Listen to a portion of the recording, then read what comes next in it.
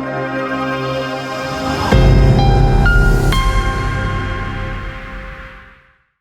the people at the forefront of the creative industry. He started off in the comics industry, but now he has completely changed the game. And he's also one of the first and major persons in Africa that is actually exploring transmedia like no other. And we are speaking in person of Mr. Gamaton, founder of Comic Republic. Are we good?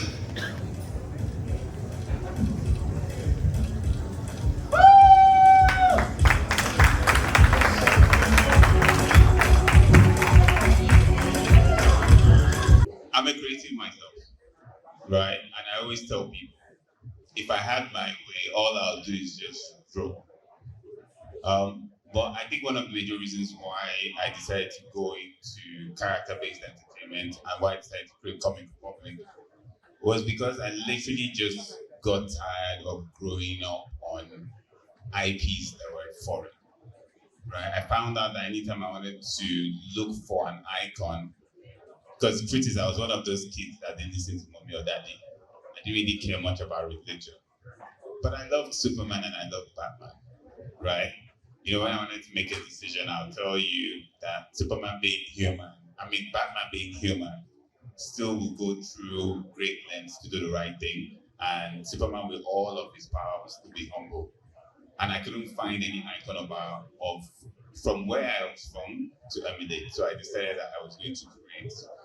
And that's what brought Comic Republic. So what is Comic Republic? We're a group of friends, and that's what I call it, even though we've grown into a business, that have decided to create icons for Africa in the future. So I'm just going to do like a quick introduction of what Comic Republic is, but most importantly, show you the history. There's nothing special. A lot of people see what we do today, especially in the industry, and they think, maybe we have a sponsor or something. No, I'm just like you guys. And we started from a very, very humble beginning, and the difference was just hard work and perseverance. So I'm going to take you through that journey for a little bit so that you see how we started, and then you might appreciate our journey so far. Next slide. So this is our universe. We've created authentic African superheroes, meaning all of our characters, when we originally started, are based in Nigeria and are Nigerians. But right now, we're trying to be a more pan-African company, so we have IPs from all around Nigeria and I guess in the world. Next slide. Next slide. Next slide. I'm not sure if you guys can see this picture very well, but this is me here with long neck t-shirt on our dining table. And this is how we started. You see this guy? You see this guy? This very skinny, hungry looking guy. Michael, that's him there. Right? This was us 13 years ago. And this is how we started. My dining table in my house. You can see the living room there, very, very scanty looking. And we were just drawing comics. We started, you can see me there actually drawing with pencil and paper. And that's how we started. It was just four of us. There was no money. We had a dream. We wanted to create comic books. I was fortunate enough to find 4 other crazy people who decided to go on this hunger strike with me. And then we started creating comics. Next slide. And then before we knew it, so a little bit of a story, we put our first comic book on Silverbird Flyers. Any Nigerian here that remembers Silverbird, right? It was a cinema. Man of Steel was about to come out. We had been doing these comics. We had done 4 pages of the comic book. And I thought, why don't we put it in the movie flyer when people are going to pick up their flyers, right? And that's how we started. We actually put our comics at the back of the movie flyer, so when people come to pick up the flyer to watch the movie, they can read the comics. And before we knew it, people started sending us fan art. I remember when First Bank called us to say, hey, we saw your comic at the back of the flyer. we would like to advertise in your comic. And at that point in time, I'm talking 11 years ago, they paid us 800,000 naira to put one page art. This is 13 years ago. And that's how we started. And so because of the amount of fandom we were getting, we decided to invest a little more. And then we actually started going to schools, we started creating events. You know, I'm seeing my brother here from Gabriel. You know, he used to attend our events, and we just really took it to town. You know, there's something here, there's a scene here that the chairs are blocking, where we wanted to do a tour in Lag. Nobody had done it. We actually rented a truck, and we branded it, and we went around Unilag. I was on the road and saying, come and read our comics, come and read our comics. It was us just really pushing the culture, pushing African comics. And Nigerians heard. Next slide. The next thing we did was we took it to schools. We started a school tour, found a company that makes exercise books, and we said, you know what, can we put a page of our comics at the back of your exercise books? Those days when people used to still write on paper. Remember those days? Right? So we went to schools. We started a school tour. We just asked them, pay for it. We will do the work ourselves. They somehow agreed to put our comics behind the exercise books. They paid for the tour and we started. When we started, they used to sell somewhere about 10 to 11 million exercise books nationwide. When we were done with this store, it stepped up to 40 million exercise books. Right? Next slide. So those guys came back to us and said they wanted to invest in our company. And that's how we got our first shareholders. Right? Again, I need to break down the journey to see that there was nothing special. It was just a lot of hard work, strategic thinking, and planning. And so their name is Aviva. Right? We went to the next step where we started sponsoring inter-house sports. Again, it wasn't our money. We met these guys who were like, look, our heroes are behind the exercise books. We need to give back. If we go to schools, we sponsor things like this. People will buy your exercise books, they will know more. And it worked. And so from there, we started doing street conventions. Unfortunately, the chairs are blocking. When we started doing conventions, we started having people actually cosplaying our characters. That let us know that we were up to something. And before we knew it, people were actually, sending us pictures of our characters, sending us pictures of our comics and stuff like that. Next slide. Next slide. Next thing, we started getting reporters from around the world flying in to come and do interviews with us. It was very shocking. At that point in time, we were feeling on top of the world, right? Every week, there was a point in time when every week we had an international reporter from BBC, CNN, and things like that just coming in. Next slide. These are just a few of the news agencies that have reported on what we're doing. It was amazing. What was happening was the world started understanding that even Africa has superheroes, and we're championing that message. Next slide. This is us now. 4 people on the dining table. We're now 130 strong.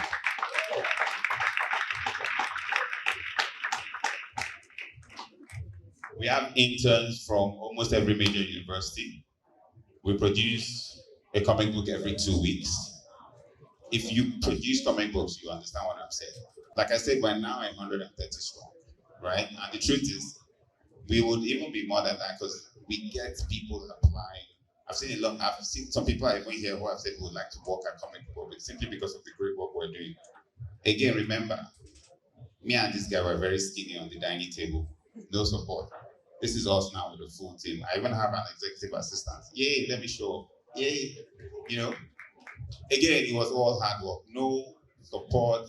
We didn't go out begging for money. We got our first money when we actually paid to advertise. We got sponsorship when we looked for partners to leverage on them in order to push our content forward. And I believe that this is something we all need to hear so that we understand the journey. It starts with actually having a good product, right? How many people here know things as simple as ROIs, right? How many of you actually have pitch decks, right, for each of your IPs, right? How many of you actually have an investment deck for each of your IPs, not your company? How many of you have a rate card for your services? How many of you have an investment deck for your business? How many of you have the next plan in terms of what you're going to pivot to, meaning the next level of your business? We got this way from strategic planning and always moving forward, but also constantly ensuring that our product meets international standards. You know, we get a lot of things where people are like, oh, let's just try and impress our audience, you know. But the truth is, the world today, and it's been that way for a long time, is a global audience. If you keep trying to satisfy one market alone, you're seriously limiting yourself. Because the guys we're competing with are marketing to you, right?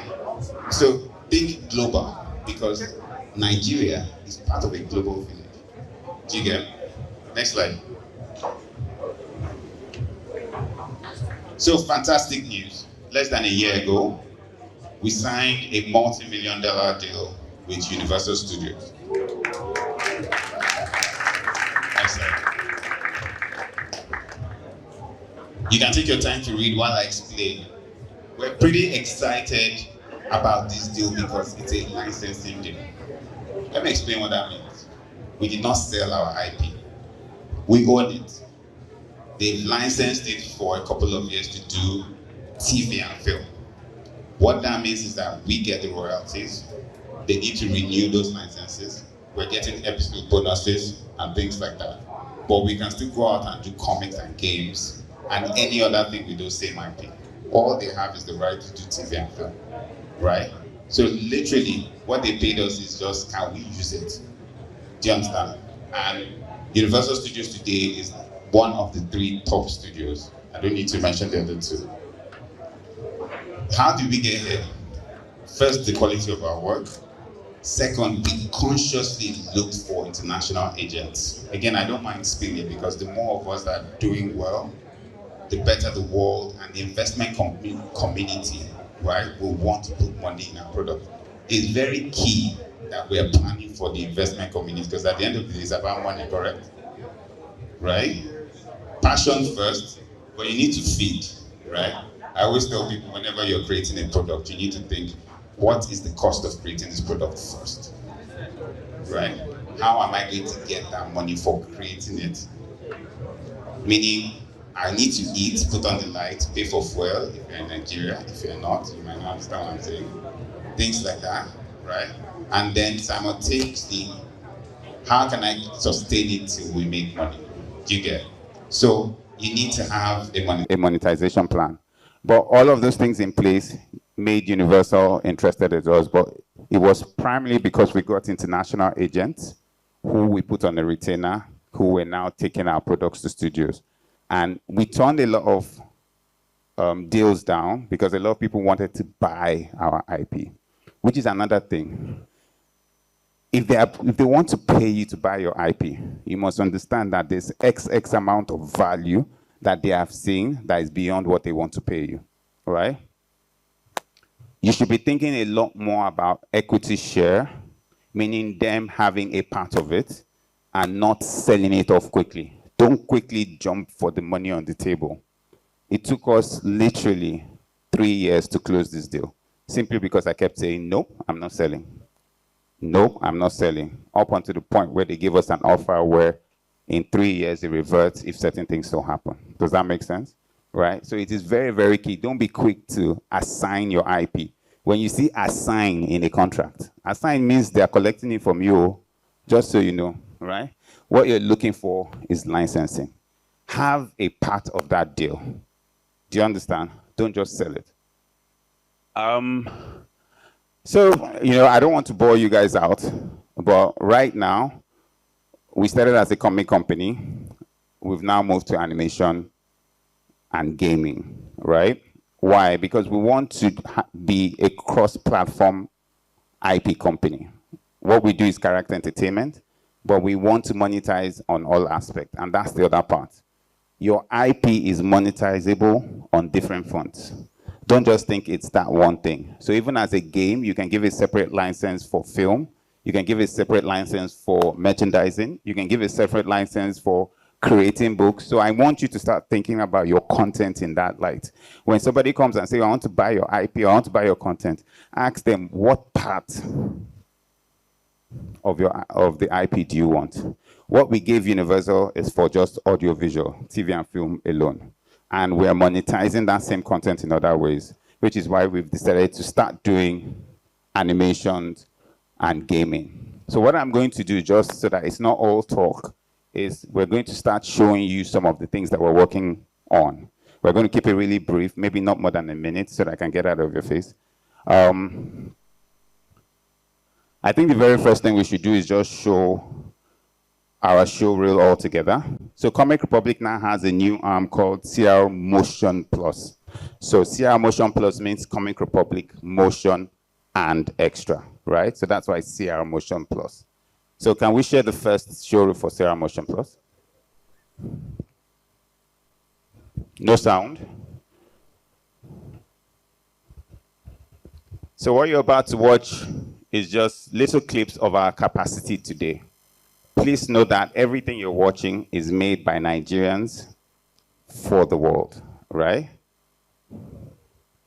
No sound. Really want to show you the quality of everything, not just the visuals, the sound, the mixing, and all of that.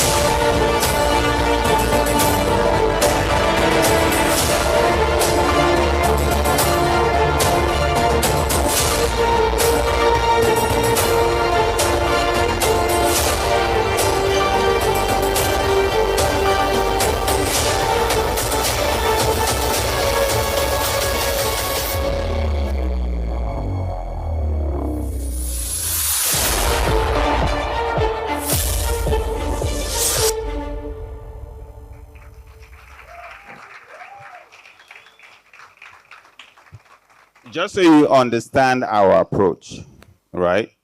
At Comic Republic, we strongly believe in putting Africa's best foot forward, right? Again, I need to note Africa's best foot forward. A lot of people know Thor in Avengers, for example.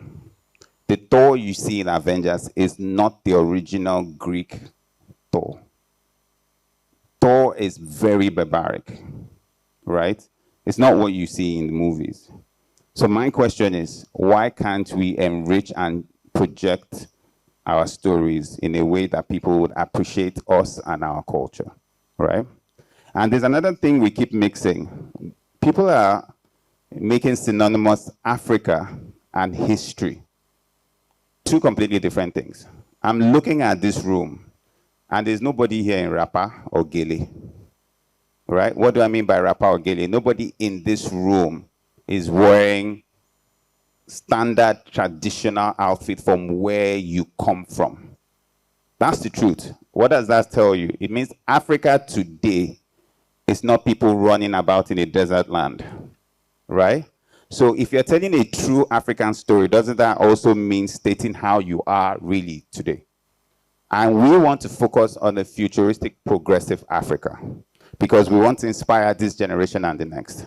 And so even though we have stories that will focus on our culture, we also have stories that focus on how we look today and our beliefs on how we'll progress tomorrow in a global community. So you're going to see an enhanced, very techie, but also very futuristic Africa in our content. And we're doing it proudly. We're not going to try and say, okay, we want to stick with cultural content. We believe that a lot of people want to stick to cultural content, and I believe simply because they're afraid that that's the only place we can compete in.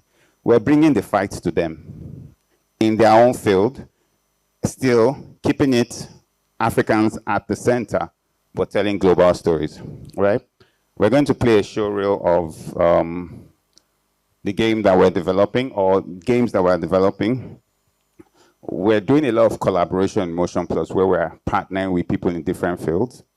Because again, that's the strategy that works, right? The big boys collaborate, the little guys isolate, right? So we're collaborating with people who can create and help us reach our goal. So with Juju Games, we're working on Hero Gen. We're calling it Hero Generation Underground. And then we're also pushing Voodoo. Please play.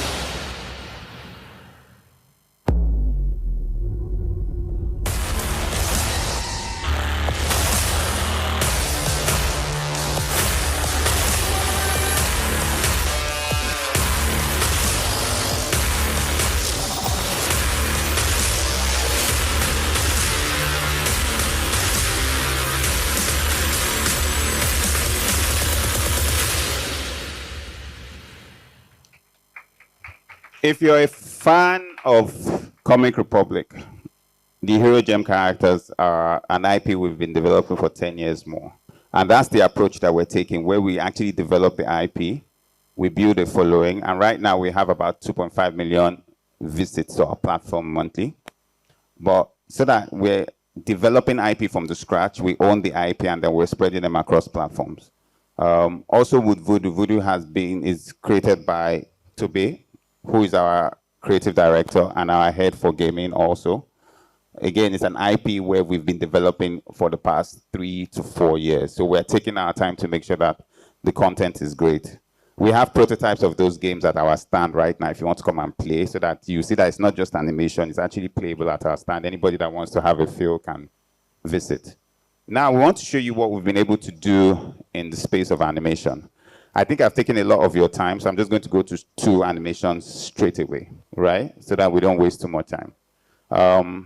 We have a trailer for our flagship character called Guardian Prime. Do we have that trailer here? Ready to go? Okay. So we're going to play Guardian Prime Emerald Knight. Please watch. This is just pure animation, no gaming.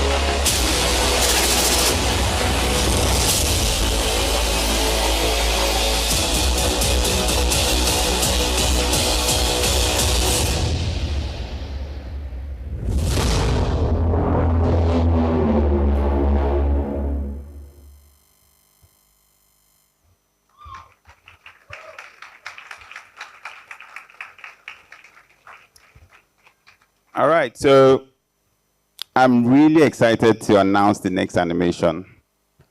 We've only shown that animation, the trailer of the animation once. We haven't even announced it yet, right?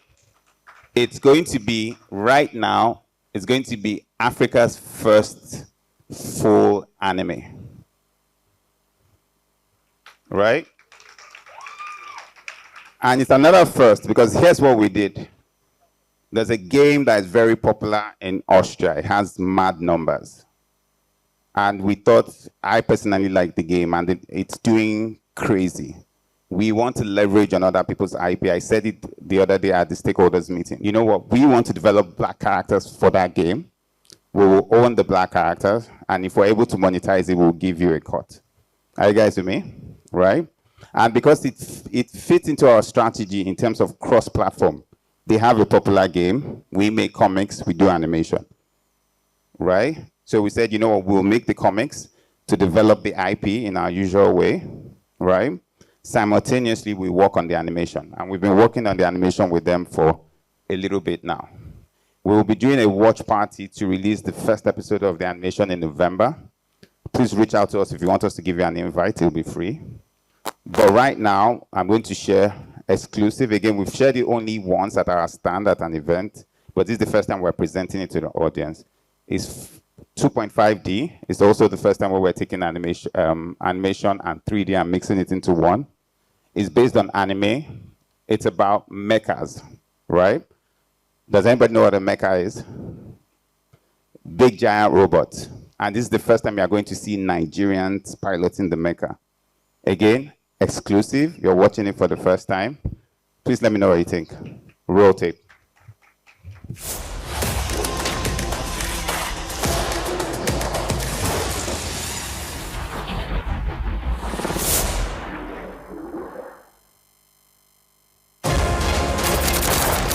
Zuko! Where the hell are you? I'm approaching from the south.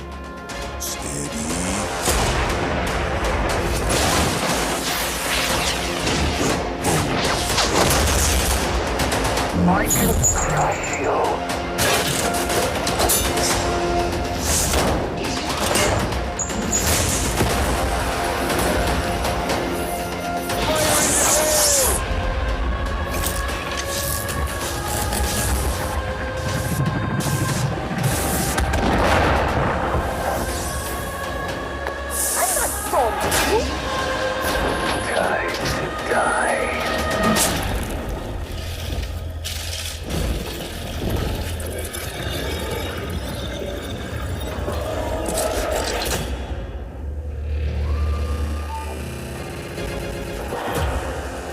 Pause. I need to explain what descendants of Ogun means. If you are Nigerian and if you know African mythology, Ogun is the god of iron and technology. The black guy you saw with the braids, his name is Zuko, right? That was Omolara asking, Zuko, where are you? Right? Now, Zuko does not know that he's a descendant of Ogun, right? He's in a future where war has taken over the galaxy and he's fighting for another planet far away. But he wears a brooch, which is the symbol of Ogun, and it's only the children of Ogun that wear that brooch, right? So he doesn't know, but he finds out because he always wins at war. People don't get it. He never loses. He's really good at it. And he understands the mecha better than anyone else. He's a descendant of Ogun, the god of iron and technology. Makes sense, right? So people are always wondering why he always wins. So he embarks on this journey where he'll come back to Earth and then come back to Nigeria to discover his heritage. This is the future of African animation. I hope I've been able to inspire you to go forward and let's show the world what we can do. Thank you.